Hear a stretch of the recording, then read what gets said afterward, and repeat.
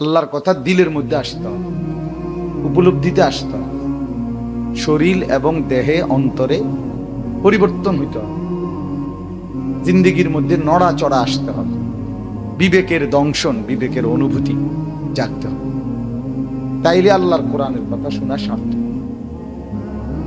শুধু কেবল কার সুর ভালো, কার আওয়াজ ভালো, কার পরিচিতি বেশি, হ্যাঁ, কার টান ভালো, কে জোরে হুঙ্কার দিছে, এগুলো দিয়ে কোনো আপনি বক্তা চাইয়া লাভ কি? বক্তা সিলেক্ট করে একজনের সুর ভালো আর একজনের আওয়াজ ভালো, আমনের কোনটা ভালো সেটা না করি। আমার নিজের পরিবর্তন কি হলো সেটা হলো দেখার বিষয়। আমি বদলাইলাম কিনা এটা হলো বিবেচ্য বিষয়। এই জন্য প্রত্যেকটা বয়ানে খেয়াল করবেন, এই হুজুরের সুরটা ভালো রে, ওই হুজুরের শিক্ষাটা ভালো না, এটা কোনো কথা, এটা কোনো বিষয়ই না। মূল বিষয় হলো আমার হৃদয়ে নড়ে চড়ে উঠছে কিনা। আহা কি করছি, হায় হায় জিন্দিগি এটা কি করলাম।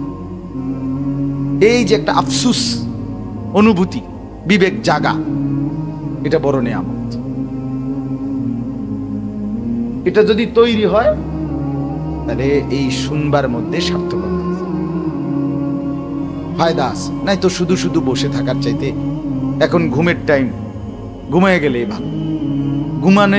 ঘুমাইলে কোনো গুনাহ নাই।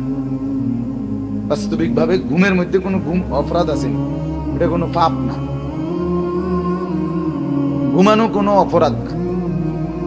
অতএব আমি অনুরোধ করছি, আজকের জন্য না, আমি এটা প্রত্যেক দিন বলি, প্রত্যেকটা ওয়াজ আপনার এলাকার হুজুরে বলুক আর দূরের হুজুর বলুক, কাছের জন হোক দূরের জন, আসরের পরে হোক মাগরিবের পরে হোক, আল্লাহর কথা আপনি যদি মনোযোগ দিয়ে যে কোনো সময় শুনেন, আপনার জিন্দেগির পরিবর্তন আসবে।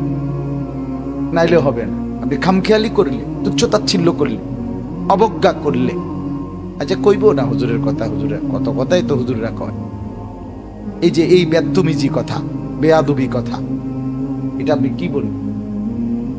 ও যত কয় এত না, কইবার সময় কিছু বাড়াইয়াও কয়। এই এটা কি বললেন আপনি? এটা কি বলতেছেন? ও হুজুররা সব কথা দললে কি আর চলন যাবে?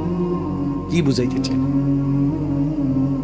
মানে আল্লাহর সব কথা ধরলে কি আর চলন যাবে? হুজুর তো আর হুজুরের ব্যক্তিগত কথা বলে না, কোরআনের কথা বলছে। তা আপনি হুজুরদের সব কথা ধরলে কি আর চলন যাবনি বলে কি বলতে চাইছেন? এই কথার অর্থ কি? অর্থ হইল আল্লাহর সব কথা ধরলে কি আর চলন যাবনি, এটা না এটার অর্থ। তাহলে এই কথার পরে আপনার ঈমান থাকে? বলে ইসলামের ছোট্ট থেকে ছোট্ট, একেবারে ছোট্ট একটা বিষয়কেও যদি কেউ তুচ্ছ করে, অবজ্ঞা করে, বুঝে শুনে, তার ঈমান থাকে। কুফরি, এটা কুফরি। একবার একজন লোক পাগড়ি মাথায় দিতেছে নামাজের সময়, আরেক ভদ্রলোক বলতেছে কি এসব টানা টানা বান্ধনের টাইমও না আছে। আপনি কি বললেন? মানে কারে টিটকারিটা করলেন? কারে? ইসলামের একটা নিদর্শনকে, অথচ প্রিয় নবী সাল্লাল্লাহু আলাইহি সাল্লামের মাথায় পাগড়ি বাঁধছেন তিনি, অকাট্য স্পষ্ট হাদিস দ্বারা প্রমাণিত। নবীজি পাগড়ি মাথায় দিছেন কিনা, তা আপনি এটা কি বললেন? এসব টানা টানা বান্ধনের টাইম আছে? তাহলে এটা কুফরি। এটা কি? এই লোক বেঈমান, বেঈমান। দাড়ির মধ্যে কি? দাড়ির মধ্যে একবার দাড়ি লইয়া এভাবে শুরু করলেন, কি বলতে চাইছেন? মানে কি বুঝাইতে চাইতেছেন? পরিষ্কার বলেন। মানে দাড়ি কোনো বিষয় না। রাসূলুল্লাহ সাল্লাল্লাহু আলাইহি সাল্লামের এই কথাটা যে উম্মত দাড়ি লম্বা করো, দাড়ি লম্বা করো, দাড়ি লম্বা করো, অসংখ্যবার হাদিসে বলছে, তাহলে এটা কোনো কথা না।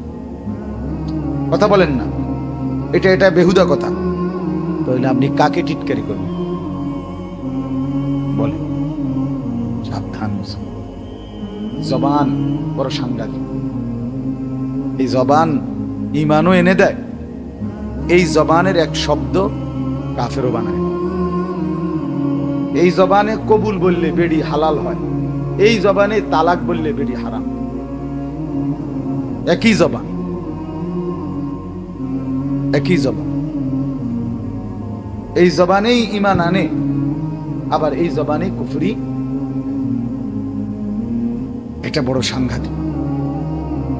মা ইয়ালফিজু মিন কাউলিন ইল্লা লাদাইহি রাকীবুন আতীদ। কোরআনুল কারীমে আল্লাহ তাআলা বলেন, তোমাদের জবান থেকে, মুখ থেকে যা কিছু শব্দ উচ্চারিত হয়, একেবারে যা কিছু, প্রতিটা শব্দ, প্রতিটা উচ্চারণ আল্লাহ তাআলা বলেন আমি একজন আলাদা ফেরেশতা দিয়ে লিখে রাখি।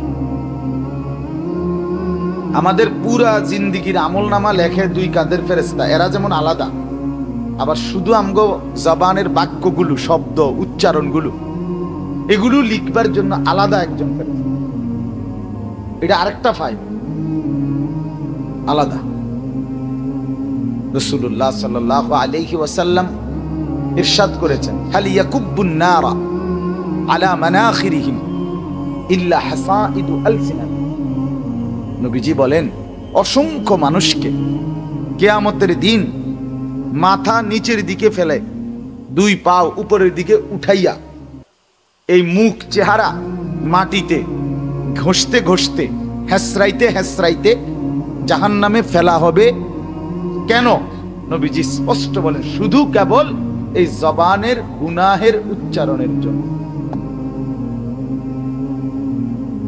এই যে হাসতে হাসতে গালি দেয়, অনেকে একেবারে মানে হাসের হাতের বন্ধু, পরিচিত মানুষ, একে কোনো দরকার নাই এনে মানে গালিটা দেওয়ার।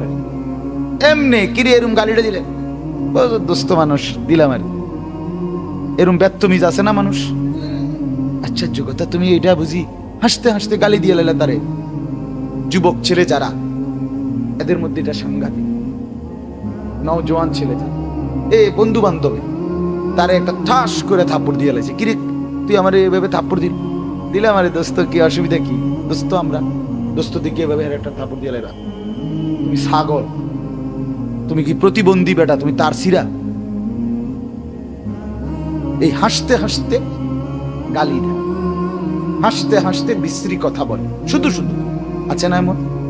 রাসূলুল্লাহ সাল্লাল্লাহু আলাইহি ওয়াসাল্লাম বলেন, মাথাটা নিচের দিকে ফেলে এই চেহারাটা মাটিতে হেসরাইয়া জাহান্নামে মারা। রাসূলুল্লাহ সাল্লাল্লাহু আলাইহি ওয়াসাল্লামকে জিজ্ঞেস করছে এক সাহাবী, মান নাজাত, হে নবী জাহান্নাম থেকে মুক্তি মিলবে কিসে? নবীজি এক নম্বরে বলছে, আমলিক আলাইকা লিসানাক, তোমার জিহ্বা তোমার নিয়ন্ত্রণে রাখো। তোমার জিহ্বা তোমার নিয়ন্ত্রণে রাখো, এক নম্বরে জাহান্নাম থেকে মুক্তি মিলবে। জিহ্বা বড় সাংঘাতিক। হাদিসের মধ্যে আছে, একদিন নবী সাল্লাল্লাহু আলাইহি ওয়াসাল্লাম এক সাহাবীকে ইসলামের বিভিন্ন বিধান, ওযু, গোসল, নামাজ, রোজা, হজ, যাকাত, দান, সাদাকা, এমনকি জিহাদ ফি সাবিলিল্লাহ, আল্লাহর রাস্তায় জিহাদ, শাহাদাত, বিভিন্ন বিধান শরীয়তের বলছে একটা একটা করে। বলার পরে শেষ কথা শেষ নবীজির। তো এইবার নবীজি ওই সাহাবীকে বললেন, সাহাবী, এই যতগুলো দ্বীনের আমল, ইসলামের যতগুলো আমল তোমারে আমি এতক্ষণ বললাম, সবগুলো সুন্দরভাবে তুমি করতে পারবা। একটা আমল আছে, আমি যদি ওইটা বলি, তুমি যদি ওইটা করো, ঠিক রাখো, তাহলে এই যা কইলাম সবটি তুমি ঠিক মতো পালন করতে পারবা। ওইটা কইতাম নি তোমারে? ওই সাহাবীকে বলছি, বুঝছেন না আমার কথাটা? বুঝছেন? পুরা ইসলামের যত কথা, শরীয়তের যত আমল, ইসলামের যত বিধান, সবটি তুমি পালন করতে পারবা যদি একটা জিনিস ঠিক রাখো, একটা কথা যদি শোনো, একটা আমল যদি করতে পারো। সেটা কি বলবো তোমাকে?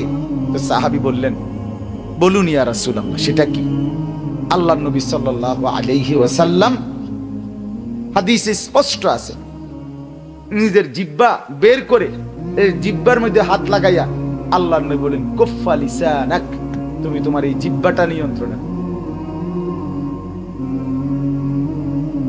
জবানটা, এই জিহ্বাটা ঠিক রাখো, জিহ্বাটা নিয়ন্ত্রণে রাখো, পুরা ইসলাম মানা তোমার জন্য সহজ হয়ে যায়।